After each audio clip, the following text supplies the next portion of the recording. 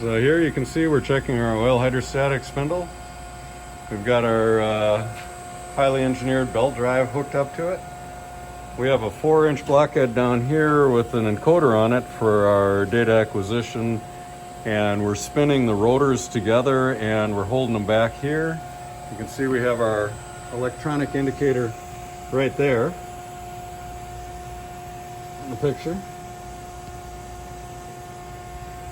And if you look up here, we're seeing about 3 microinches of error.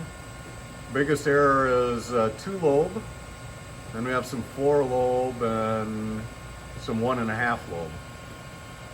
But seeing right around 3 microinches. And this setup is not the best, so you would probably say that it's going to end up better than 4 microinches, wouldn't you?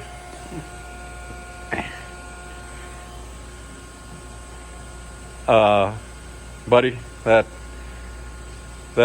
thing is not proper. That's much better.